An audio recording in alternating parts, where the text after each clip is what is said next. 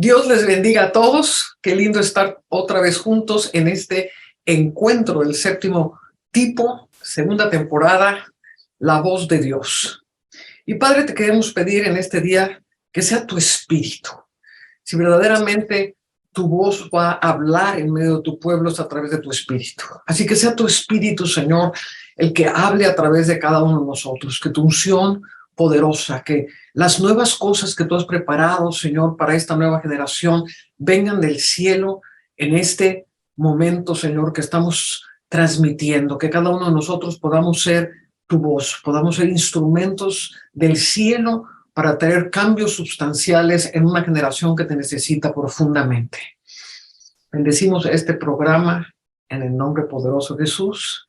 Bienvenidos, Ana, Lorenza, Simón. Y bueno, pues vamos a empezar nuestro programa y estamos hablando acerca de la voz de Dios y cómo la voz de Dios viene por medio de su espíritu a nuestro espíritu, pero se va a encontrar con un filtro. Y ese filtro es el alma. La palabra de Dios dice que los puros de corazón verán a Dios. Y es muy importante entender, número uno, que Dios quiere hablarnos. Mis ovejas oyen mi voz y me siguen.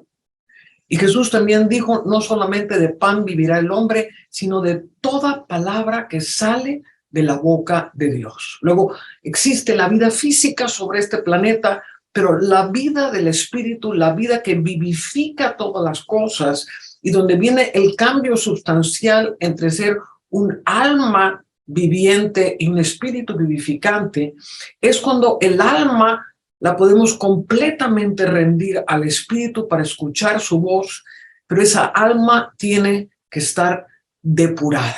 Y aquí es donde vemos que hay muchísimos problemas con gente que está tratando de escuchar la voz, pero cuyas estructuras internas no han sido completamente depuradas de muchas cosas que Dios quiere limpiar a su iglesia. Y no solamente la quiere limpiar de pecado y de cosas malas, Dios la quiere limpiar de estructuras que no sirven. Dios la quiere limpiar de situaciones, de conceptos que a lo mejor los recibimos con gran entusiasmo, pero que en el fondo el fruto no ha sido lo que Dios quiere que sea, y por eso Dios ha querido revisar todas estas cosas. Entonces vamos a empezar este programa y bueno, y creo que Simón tiene algo que hablarnos al respecto. Simón. Con respecto a este tema, que es súper interesante, muy interesante porque obviamente tiene que ver con que se hace práctico esto de unir el cielo y la tierra. O sea, estamos hablando de que todo lo del cielo puede irrumpir realmente en la tierra por medio de la iglesia y cómo esto se administra. Y tal como decía, el primer filtro en este caso, el alma. Yo recuerdo haber planteado en el libro El Mayor Acontecimiento, precisamente este aspecto. Hice como en ese momento hice como una especie de comparación, porque tenemos cuerpo, alma y espíritu, y estas tres cosas se ha hablado bastante en los últimos años, de cuerpo, alma y espíritu. Creo que en este caso Anita ha sido precursora en los tres ámbitos, tanto hablar en el espíritu, hay todo un libro acerca de eso, en el tema del alma, también Región de Cautividad es muy bueno para poder entender cómo liberar esta alma, y en el cuerpo también, solo agarrar el libro Farmaqueia ayuda un montón con estos tres ámbitos. Pero cuando nosotros vemos estas tres cosas en nosotros, esto tiene una aplicación también en la tierra, digamos. Porque así como hay cuerpo, alma y espíritu en nosotros, también los territorios tienen un diseño espiritual eterno, que esto podríamos, digamos, ponerlo en paralelo con el espíritu. Tienen también una cultura que influencia el lugar, y esto podríamos ponerlo en paralelo con el alma. Y tienen también una morfología física, o sea, bosque, río, clima, todo esto es físico, es un territorio que incluso su clima determina muchas veces la cultura también de ese lugar. Entonces también tiene algo físico. Y en ese libro yo explicaba esta comparación. ¿Por qué? Porque a la hora de tocar ese territorio con esos tres ámbitos, la única manera de tocarlo es que nosotros, en nuestros tres ámbitos, digamos, en nuestro ser tripartito, podamos estar completamente alineados a la voz del Señor. Y ya sabemos que nuestro espíritu es lo más rápido que se alinea cuando estamos dentro de una atmósfera con Dios. Pero el tema del alma, finalmente, también ahí es donde se necesita hacer o el Espíritu Santo necesita hacer todo un trabajo con nosotros, porque ahí es donde finalmente se empieza a traducir de alguna manera, o se tiende a interpretar a veces bien o a veces mal, lo que el Señor está soltando. O también cuando Dios suelta algo, terminamos tomando eso que Dios soltó y usándolo a nuestro beneficio porque el alma no ha llegado a una sanidad completa, o dicho de otra forma, no ha ido a la cruz, para hacerlo más fácil, ¿verdad? El alma no ha ido finalmente a la cruz y por lo tanto no ha crucificado sus temores, no ha crucificado sus carencias, no ha crucificado sus dolores en la cruz del Calvario, no ha dicho, aquí están todos mis dolores de mi vida y dejo digamos, los pongo en la cruz del Señor porque Él los llevó por mí. Entonces, hacer ese ejercicio, que no es solo un acto de oración, es un proceso continuo, me permite que lo del Espíritu descienda, yo pueda operar con eso, administrarlo en el territorio en el que estoy y afectar directamente ese territorio, tanto en su diseño espiritual, como en su cultura, como en su territorio físico, a lo que ahora nosotros le llamamos la tierra eterna, digamos, que se manifieste también aún en la naturaleza lo que el Señor quiere hacer. Sí, y esta parte, Simón, obviamente le estás poniendo muy en claro que administrar cosas celestiales indudablemente tiene que ver con todo el proceso de poderlas introducir al círculo de la tierra y al ámbito físico. Y toda esta parte, cómo se introduce algo al círculo de la tierra, tiene absolutamente que ver cómo nosotros podemos tener la condición de nuestra alma. Y interesantemente, hace una de las voces que empezó a realmente dirigir quiénes somos como espíritu fue Watchman Nee.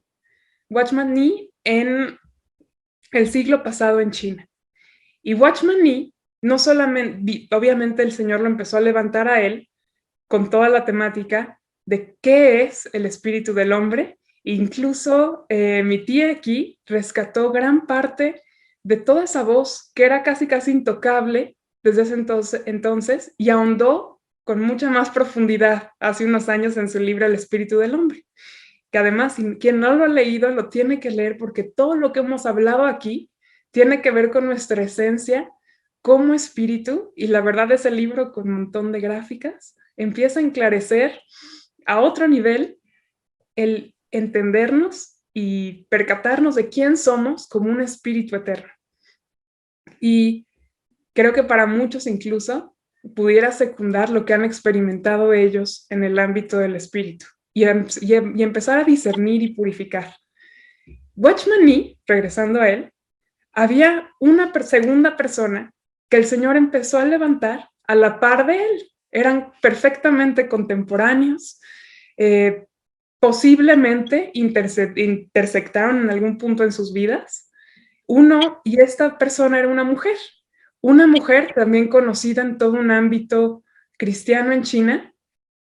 No, como Watchman Nee era chino, ella no, venía de padres americanos, nació en China y nació dentro de todo este contexto de misiones americanas que venían a la China, tratando a China un poco como la China pagana, la China que tiene muchos dioses. Y dentro de ese contexto, las misiones cristianas se dedicaban a ir al campo de China y evangelizar, como ellos tenían entendido en ese tiempo, fallando en una cosa impresionante que esta mujer empezó a rescatar en sus años de adolescencia. Y es que ella decía, yo, siendo de padres americanos, viviendo una vida rodeada de todos estos misioneros americanos, yo no me siento como americana. Si así lo fuera, yo sería extranjera. Yo no reconocería el lugar en donde estoy. De hecho, lo tendría incluso como repudio, lo empujaría de fuera de mí. Pero la verdad es que yo siento que tengo a China adentro de mí. mis venas corren con China, yo salgo al campo, salgo con la gente, me sé relacionar con ellos. Y por más dioses que tengan, por más ideas de espíritus ancestrales que tengan, esta gente china fue dotada de algo extraordinario que ya quisieran ustedes, creyentes americanos que vienen de misiones, tener dentro de ustedes. Escúchenlos. Hay una multiforme sabiduría de Dios expresada en China, en su gente y en su tierra. Escúchenlos, vean, escuchen cómo hablan, escuchen cómo pronuncian las palabras, escuchen cómo integran su ámbito natural en su voz. Vean cómo ellos entienden su entorno, lo entienden muy distinto a América. Enfóquense en ellos. Y esto resultó para ella en un acto suicida casi, porque a partir de ahí, ella, adolescente, joven, y además con ideas de este tipo, eran demasiado para tolerar en las misiones súper establecidas cristianas en China. Entonces hablaron con ella, le dijeron, mira, tú estás en formación teológica, aplácate. Qué bueno que te relaciones con todos los chinos, pero ¿qué tiene que ver eso con el Dios a quien profesamos? Entonces ella, sabiendo que es absolutamente pura en la manera en la que ella está viviendo su vida en China, está en total pureza tratando de acercarse a la realidad en la que le tocó estar. Y en esa pureza, ella decía que descubrió a Dios, no en sus clases de teología cristiana en las misiones, lo descubrió dentro de la gente china que aún no conocía a Dios. Lo encontró dentro del territorio chino y el campo chino que aún no tenía la presencia de esa iglesia cristiana occidental. Y bueno, con todo esto, esta mujer, Pearl Buck, pues a pesar de intentar ser una voz en medio de su contexto de misiones cristianas, fue cortada demasiado pronto. La deslegitimizaron demasiado pronto, simplemente no cabía dentro del entendimiento de quién es Dios en el mundo de misiones americanas. Entonces, sin nadie que le diera un respaldo de legitimización, Pearl Buck era tenida por una adolescente, una joven rebelde, un poco ya interactuada y manchada con ideas paganas de China. Entonces, ella en ese momento entendió incluso algo. Dijo, ok, estoy recibiendo oposición, no es el fin de mis días, voy a empezar a tratar de argumentar y a tratar de arreglar todas las fallas que yo veo en el sistema de misiones americanas que vienen a China. Y se dedicó a escribir una serie de correspondencia explicando por qué puede encontrarse a Dios en un territorio y en una gente, en un pueblo que aún no lo confiesa, porque es Él mismo el que los creó. Y decíamos la clase pasada, citábamos que el Espíritu de Dios fue derramado sobre todo hombre. Y el poder captarlo así tiene que ver con un alma que es capaz de ver algo, pararse en pureza y simplemente discernir. Y en el momento en el que tu ojo es puro, creo que en este aspecto Pearl Buck estaba parada en una pureza completa, una pureza resguardada desde su niñez, de empezar a ver cuál es la riqueza que Dios puso en un pueblo que ante el resto del mundo occidental y la idea de un Dios occidental, este pueblo era pagano a más no poder. Y sí, qué bueno que necesitaba que la gloria de Dios los invadiera para ellos empezar a discernir. Pero Pearl Buck estaba tratando de rescatar de entre ellos cuál es la riqueza única que el Señor depositó en esa tierra y la gente que lo habita. Y si esto lo traducimos a ¿quiénes somos nosotros para poder observar la tierra, la gente, el pueblo en el que fuimos puestos y tratar de entender los diseños, los tesoros que Dios puso ahí, que son únicos? ¿Cómo empezar a rescatarlos? ¿Cómo empezar a quitar también las capas de cristianismo, las capas de ideas muy estrictas de un mundo que trata de definir quién es Dios y no logra ver la multiforme sabiduría, gracia y potencia de quién es Él. Mientras estábamos platicando antes del programa, mencionaste algo que a mí me pareció muy importante al contar una historia de Pearl Buck, y era que ella sentía en su alma a China. Su enfoque no era llevar una doctrina cristiana americana a un pueblo chino, sino ella convertirse en la esencia de Cristo china que podía transformar a China. Y creo que esto es un asunto sumamente importante en la vida de Pearl Buck. Sí, gracias por recordarme, tía. Exacto, ella empezó tratando de lo que cómo ella se autodefinía, decía, yo soy China, yo siento el alma de China, yo sé cómo late el corazón de China y sé la apertura que tiene para con su creador y entiendo las riquezas de cómo China lo puede expresar. Entonces, más que imponer una doctrina, yo estoy aquí para rescatar el tesoro que Dios puso en China y al rescatarlo, quiero hacer que su enfoque de China esté al creador que depositó este tesoro ahí. Entonces, ¿qué fue de Pearl Buck? Porque obviamente el mundo cristiano la cortó de a una, no era más que una joven aún formándose en un ámbito teológico. Dijo, bueno, si ustedes me están diciendo que lo que yo siento dentro de mí como la cosa más potente y me están diciendo que nada tiene que ver con el Dios cristiano, tal vez tengan razón. Ustedes y yo estamos viendo ángulos completamente distintos de quién es Dios. Y yo no puedo seguir haciendo lo que ustedes están haciendo. Yo no vengo a imponer algo sobre China. Yo quiero rescatar un tesoro que está aquí, un tesoro que me ayuda también a mí a relacionarme con mi creador de una manera gloriosa. Entonces, parte de donde ella logró encontrar un camino para que su voz pues fluyera, se dedicó a ser una autora. Ganó el Premio Nobel de Literatura, una gran autora. Y parte de cómo escribía incluso, se decía de ella que ella no hablaba inglés y que ella no hablaba chino, que ella hablaba con un lenguaje que ella misma compuso. Y es cómo sonaba China dentro de ella. Entonces, incluso si la lees en su lengua, pues, de inglés, en sus libros, alcanzas a escuchar un ritmo de China. Entonces,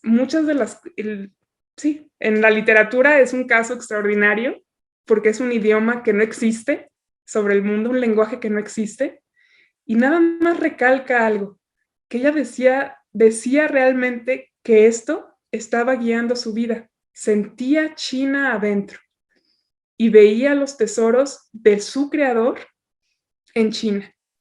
Y aquí estás tocando un punto que yo siento que es sumamente importante y que si realmente lo logramos captar, podemos llegar a cambiar muchas cosas en muchas naciones. Y es la completa identificación con el Espíritu de Cristo en su multiforme sabiduría, versus el Espíritu de Cristo occidentalizado en un cristianismo occidentalizado. Y creo en mi espíritu que si logramos entender nuestra nación, cada uno su nación, entender esa alma que ella sintió, yo puedo sentir, no sé, a México, sentir la parte de Cristo que es México. Y puedo llevar en mi alma esa redención, esa multiforme, esa forma única que Dios tiene para México, que es completamente diferente que la que Dios puede tener para Holanda o para Inglaterra. Son culturas diferentes, son almas diferentes, y si bien somos piedras vivas en el edificio de Dios, también como naciones somos piedras vivas con una identidad en la cual Cristo se proyectó mucho antes que las naciones fueran las naciones.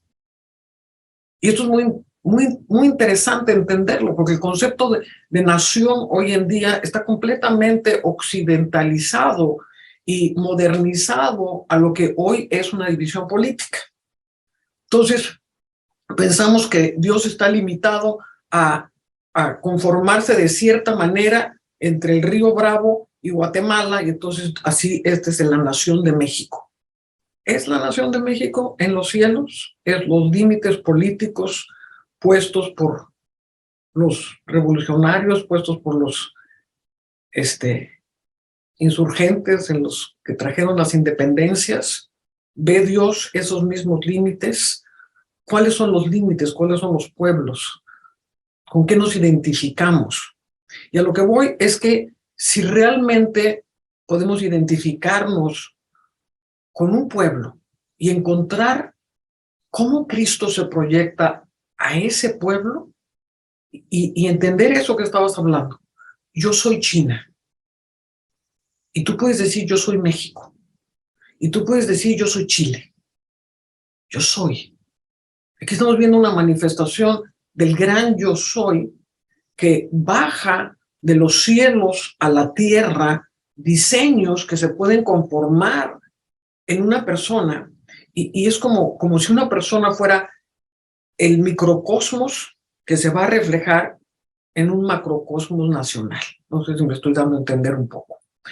O sea, en mi cuerpo, cada una de mis células representa todo lo que yo soy. O sea, si me quitan un pelo, pueden reproducir completamente el físico de Ana a través del ADN de una sola célula. Si yo soy una sola célula, que soy México, en el alma de México, a partir de una sola persona, Dios puede traer diseños extraordinarios sobre una nación. Entonces, quiero que abras tu entendimiento, porque sé que le estoy hablando a alguien. Sé que le estoy hablando a alguien. Y que quites tu concepto de nación con las fronteras que hoy tenemos.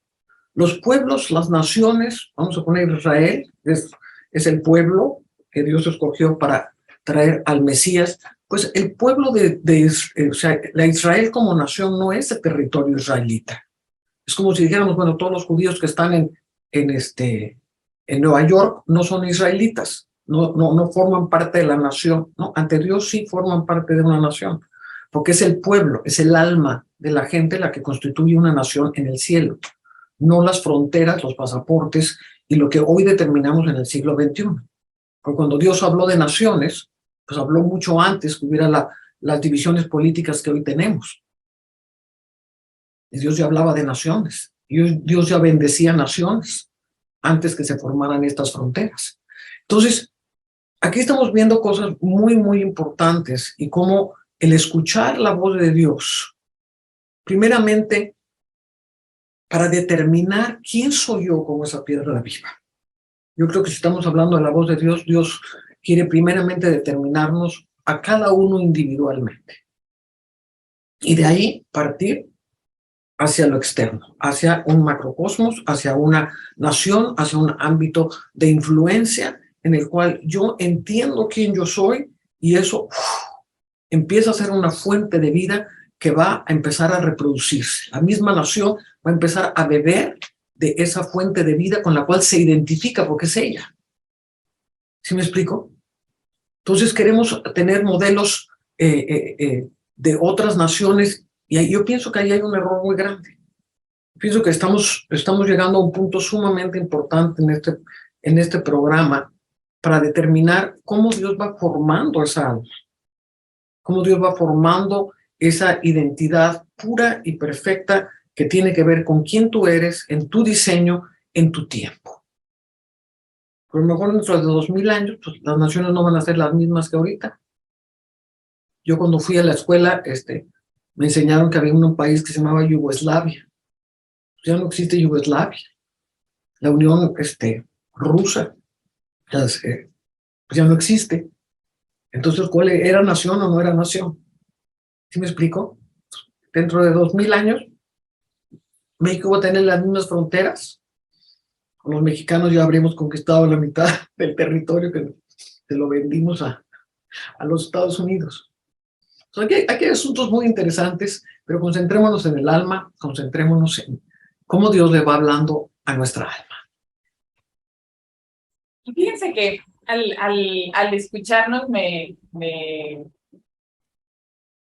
acordaba de este evangelio de la verdad, del evangelio de Valentín, que en algún momento Lore compartió con nosotros en algunos programas pasados.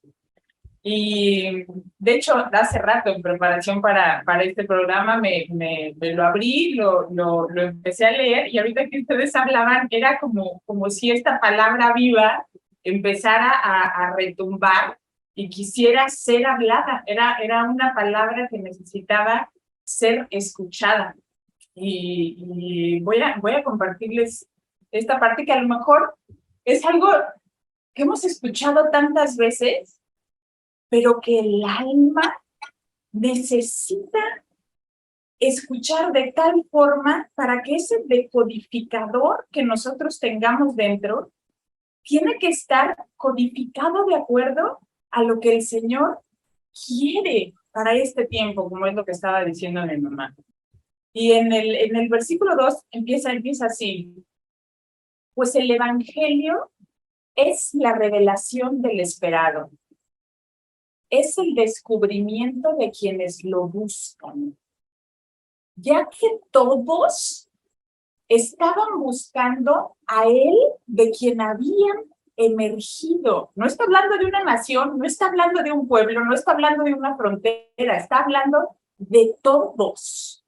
Y todos existían dentro de él, el inconcebible, incomprensible, el quien existe más allá de todo pensamiento. Por eso el no conocer al Padre causaba ansiedad y temor. Fíjense qué fuerte.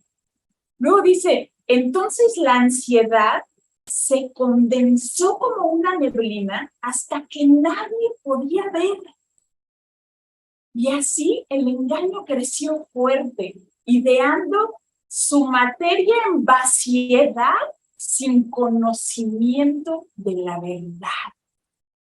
Sigue, dice un par de cosas más, pero la parte que a mí me llama aquí es esta donde dice, pues la ansiedad y el olvido y la fabricación engañosa no eran nada, mientras que la establecida verdad es inmutable, imperturbable y de una belleza inadornable. Esta palabra de vida que habla a nuestra alma para que ese capelo lleno de neblina, limitado por una frontera, sea completamente levantado, y que esa neblina, que es completamente vacía, que no tiene sustancia, pueda ser eliminada para que nosotros como hijos, porque más adelante dice, ¿para quién está ideado todo eso? Dice, para aquellos que están en la transición. ¿Quiénes estamos en la transición? Nosotros somos los que estamos en la transición.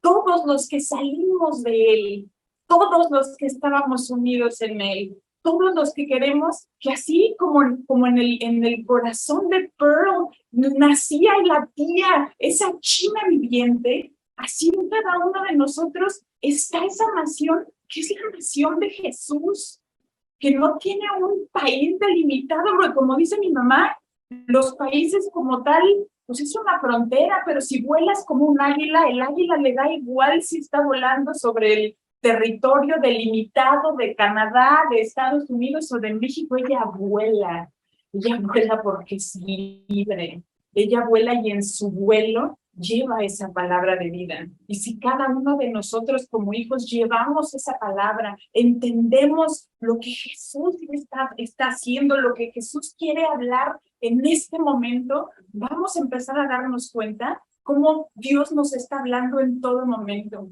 Y Lore me hacía recordar hace poco cuando estábamos celebrando la muerte y resurrección de Jesús, cómo fue tan fuerte el sonido dentro del corazón de mi esposo y mío de decir todo lo que está pasando en este momento en España, que es el país donde nosotros estamos ahorita, esta nación que durante tanto tiempo ha sido súper católica, que se ha entregado a todo este oscurantismo y tal, pero que tiene una vida y tiene un hambre de conocer lo verdadero.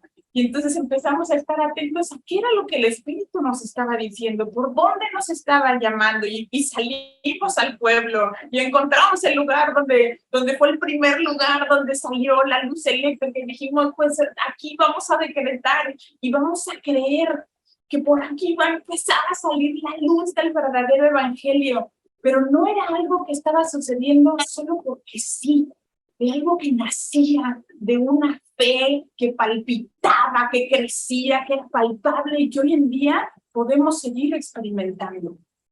No tengan miedo de experimentar y de dar esos pasos en la fe. Impresionante cita del Evangelio de la verdad. Esta parte, ver de quienes todos emergen o ver de quien todo emerge. Y pienso que las partes de nuestro ser que logran identificar de dónde venimos, de dónde somos, indudablemente venimos del ámbito espiritual, venimos de lugares que no están definidos por esa ansiedad y esa tiniebla, que es nada más y nada menos que la angustia de no estar con el Padre, de no conocerlo. En otras palabras, la conciencia de pecado, que hemos abordado en otras de estas pláticas. Pero esa tiniebla y esa angustia forma pensamientos, ideas, nada más que tiniebla. Y sin embargo, la esencia del Padre es de quien todo emerge. Es decir, que realmente en todo este ámbito creado, físico, podemos encontrarnos con Él. En gente, en personas, en toda la creación. Amén. Creo que hay tal vez una imagen, voy a tomar un poco de esto que les comentaba, de este libro, de El Mayor Acontecimiento, pero creo que una imagen de lo que se explica ahí puede ayudar, y es que Cristo, como Él, la nación santa, Él es la nación santa, Él es el etnos santo, con todo lo que eso implica, ¿verdad? Él de sí mismo tomó semillas y plantó a las naciones. Estoy haciendo una imagen, ¿sí? De sí mismo tomó, de él sacó la semilla y plantó un huerto con todas las naciones que crecieron como árboles, y cada una de estas naciones que salieron de él como nación santa, de alguna manera, en su esencia, su diseño espiritual, nació de él. Ahora, lo que pasó en la historia es que luego aparecieron los estados, aparecieron los imperios, aparecieron todas estas formas humanas, salidas del alma humana caída, todas estas formas de estructura que de alguna manera se contraponen a lo que es el diseño original de un etnos, de una nación, de un pueblo. Y estos estados lo que hicieron fue poner cerca alrededor de estos árboles y decir, estos somos, con una cerca así alambrada, ¿sí? Y algunos estados incluso encerraron más de un árbol, o sea, tienen más de una nación dentro. Y entonces, claro, hoy en día la iglesia normalmente se confunde, porque cuando piensa en nación está pensando en esa cerca y no está pensando en el árbol, está pensando en esta cerca. Ahora, el asunto es que para poder yo entender qué es esa nación en el espíritu, tengo que también sacarme las cercas del corazón, de mi propia alma. O sea, yo también tengo cerca en mi corazón, en mi propia alma, cuando vengo al Señor y necesito que Él saque todo eso, rompa todo eso, porque si mi alma no está en Cristo, no puedo entender lo que Dios quiere hacer con esta nación. Si mi espíritu no comprende su propio diseño, su propio ser espiritual, un poco lo que comentaba Lorenza con Watchman Nee, el trabajo que hizo Anita con el espíritu del hombre. O sea, eso es básico para poder entrar, entonces a entender que la nación, el pueblo, también tiene un diseño espiritual, que también vino del Señor, y que, tal como dice el Evangelio de la Verdad, salieron de Él. Y esta niebla densa que te oculta la verdad, son estas cercas, son estas cosas que van rodeando a las verdaderas naciones y nos van quitando la verdad, nos impiden ver. Yo estoy dando el ejemplo de una cerca, pero en algunos son verdaderas murallas alrededor de esto. Entonces, tal como decía Anita, hay entre comillas naciones que ya no existen, pero en realidad lo que ha ido muerto son estados, formas humanas de pensar las naciones, que han ido cayendo, otras suben, otras se agrandan, se achican, se mueven, porque son construcción humana. Entonces, la tarea de la iglesia para nosotros, de hecho, en ese libro yo comentaba cómo en el caso de Latinoamérica, ya yéndonos a Latinoamérica, en el caso de Latinoamérica, cuando Europa llega a Latinoamérica, junto con los soldados europeos, lo que vienen son la mayoría órdenes monásticas de la Contrarreforma. O sea, el evangelio que recibió Latinoamérica inicialmente era un evangelio contrarreforma, contra el Espíritu Santo, contra el mover del Señor en cada persona, contra el sacerdocio Melquisedec. Y eso perduró casi por 200, 300 años. Entonces, y así se formaron, entre comillas, los estados, y las naciones quedaron dentro de estos estados en Latinoamérica, y entonces perdimos por completo la idea original de las naciones que ya habitaban ahí. Perdimos por completo también la esencia que Dios había puesto, el diseño original que Dios había puesto en muchas de esas naciones. Y hoy en día, obviamente, eso se puede recuperar rápidamente, y como iglesia nosotros, primero, consideramos que somos un ser espiritual.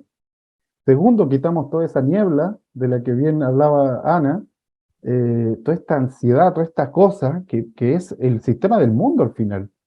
Quitamos todo eso y empezamos a ver, yo creo que es lo que hizo la escritora que nos comenta Lorenza, quitó Pearl todo Buck. eso en algún momento. Claro, Pearl Buck quitó todo eso en algún momento y empezó a ver la esencia, lo puro. Me gustó una frase que mencionaba Ana del Evangelio de la Verdad, lo que ya es inadornable.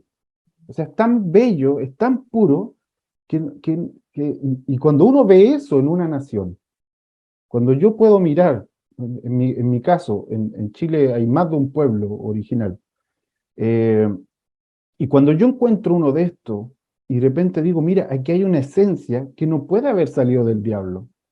Esta pureza, esta bondad que tiene este pueblo, este deseo de familia, por ejemplo, que tiene este pueblo. En el caso de México es algo que a mí me salta cada vez que llego a México, ese deseo de familia explota, o sea, está en todos lados.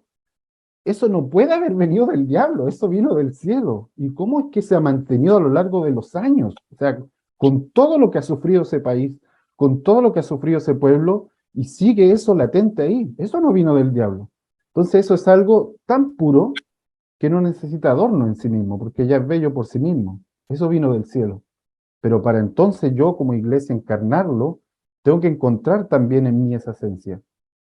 Y como decía Anita, poder representarlo en el Señor, unir cielo y tierra con ese diseño verdadero. Ya no solo se trata de hacer guerra espiritual para echar al diablo del país, cosa que no está mal, pero me refiero a que la segunda parte de eso es, bueno, ahora voy a encarnar el diseño original, que es la nación santa, Cristo en mi nación.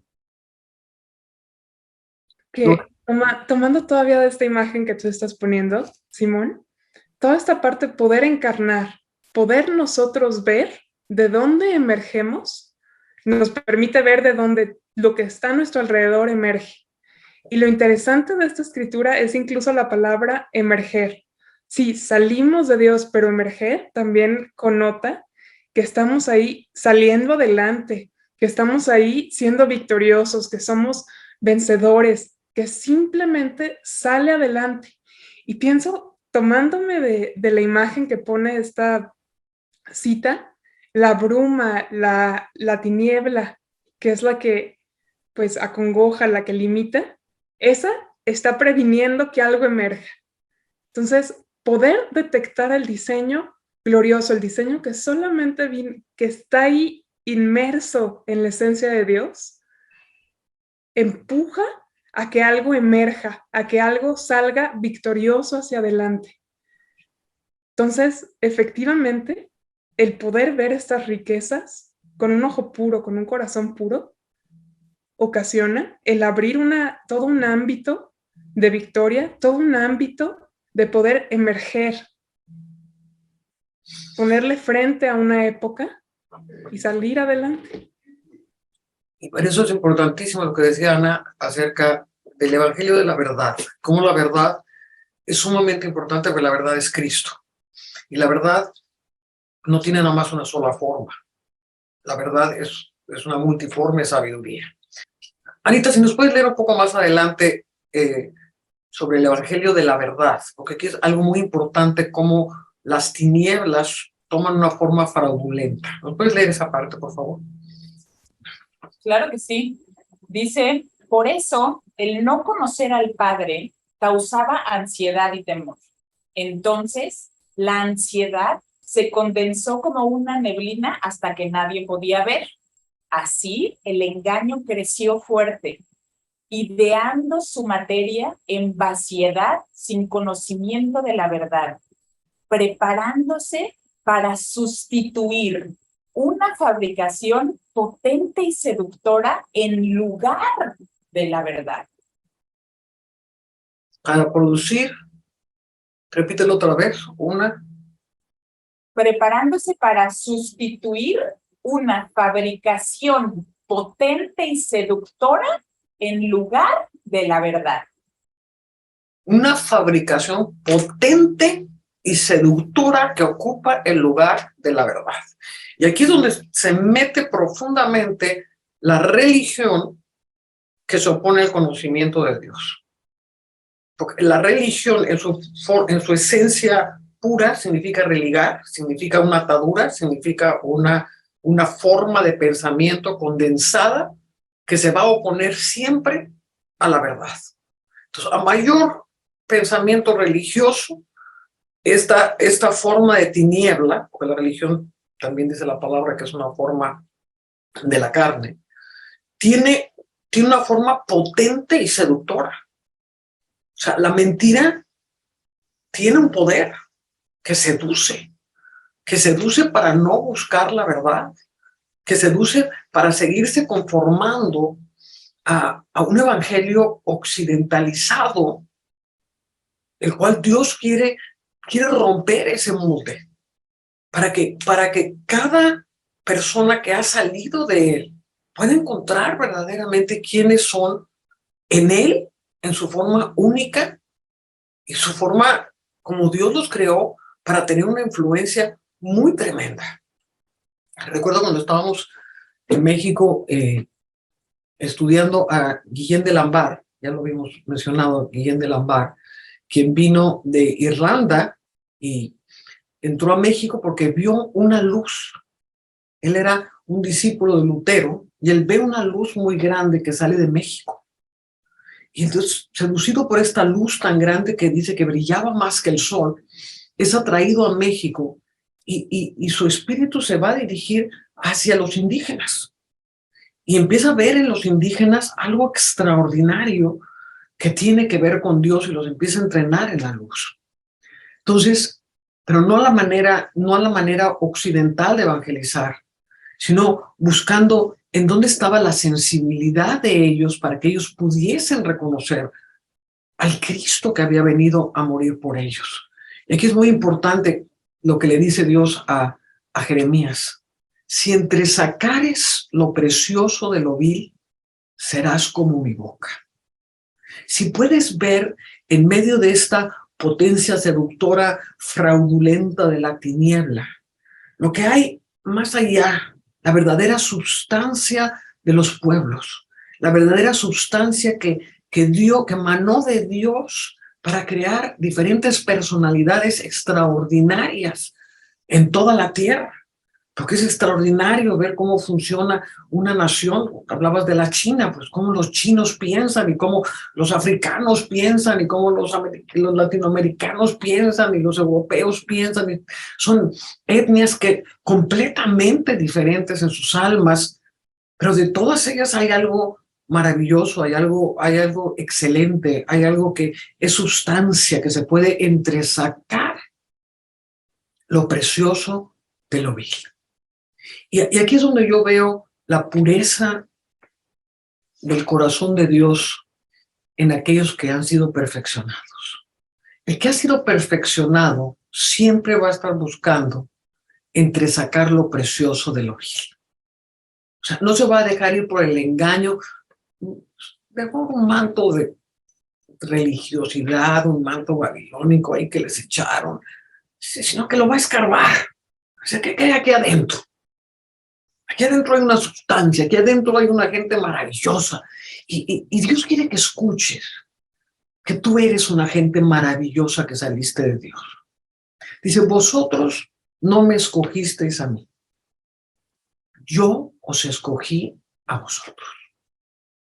Y os escogí para que llevéis mucho fruto.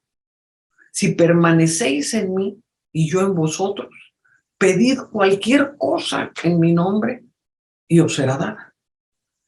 Entonces, Dios quiere que creas. Una de las cosas que yo veo en las pasadas generaciones es que a mucha gente se le formó no creyendo en ellos mismos. Como que nunca eres lo suficiente. Nunca llegas a tener una pureza. No, ya te atacó, ya seguramente Belial vive dentro de ti, o Jezabel, o el otro demonio. Y nunca te hacen creer en ti mismo. Y una de las cosas que la voz de Dios hace, porque es el espíritu vivificante, lo primero que va a hacer, va a ser sacar esa sustancia. Que tú empieces a creer que sí realmente puedes ser un instrumento de Dios. Yo recuerdo cuando yo vine a Cristo. Cuando yo vine a Cristo ni siquiera existía el ministerio de la mujer. O sea, a lo mejor se habían levantado 2 o 3 mujeres en la historia como evangelistas, pero punto. O sea, desde luego en México no existía tal cosa como el ministerio de la mujer. Y Dios me empezó a hablar y me empezó a hablar y me empezó a hablar en contra de todo un sistema machista, religioso, que se oponía a todo lo que Dios me estaba hablando de quién yo era. Yo le decía, Señor, pero pues no entiendo nada, ¿por qué me estás poniendo todo esto? Y me hiciste mujer, pues no puedo hacer nada con todo lo que me estás dando, porque pues ya soy mujer y ya no puedo hacer nada. Y clarísimamente Dios me dijo, yo no me equivoqué cuando te hice mujer. Y empezó a formar en mí el creer realmente que yo podía surgir en Cristo.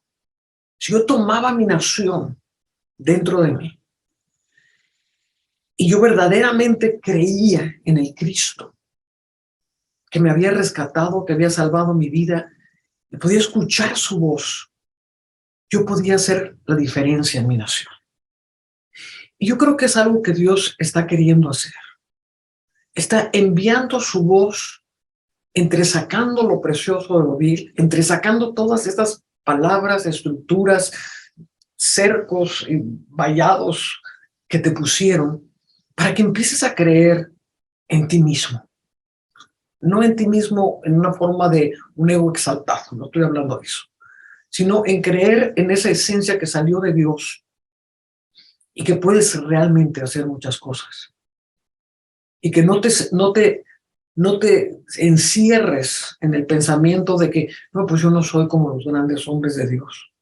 Porque a veces hemos idolatrado tanto, uno de los problemas que veo que impiden la voz de Dios en este siglo, es que hemos idolatrado tanto a los grandes hombres de Dios, que cuando Dios quiere decir algo en oposición a estos grandes hombres de Dios, a la gran mayoría de la gente le pesa más el nombre de un individuo que el nombre de Cristo. Ah, no, es que lo dijo el profeta fulano, entonces ese no se puede equivocar. A lo mejor sí. Se están equivocando mucho. Porque hay un momento en la vida del profeta, aquí es donde es muy importante entender. Cuando la voz de Dios se va encarnando, es cuando eres un profeta.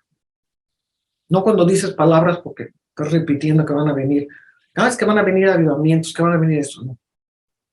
El profeta es cuando se encarna en ti la voz de Dios. Cuando en todos los momentos de una vida ministerial hay disyuntivas en las que tienes que escoger entre seguir la voz del hombre y seguir la voz de Dios, y siempre escoge seguir la voz de Dios. Eso es lo que hace a un profeta. No el nombre que se te hizo famoso porque a lo mejor tuviste un programa de televisión, a lo mejor tuviste un ministerio muy grande, y esto hace que seas infalible y que no te puedas equivocar. Falso. Hoy se están equivocando muchísimo. Y es importantísimo que cada uno de nosotros desarrolle discernimiento.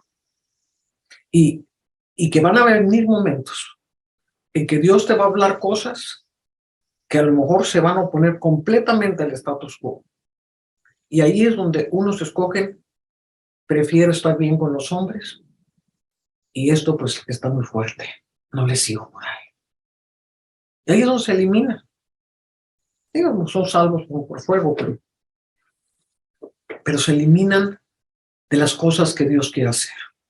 Si Dios va a hacer cambios en esta nueva generación, Dios necesita profetas. Los grandes cambios vienen a través de los que escuchan a Dios, a través de un corazón puro, no a través de nombres famosos. Y a lo mejor, yo no digo que Dios no puede usar un nombre famoso, desde luego que sí, pero los que no se vendieron a un sistema.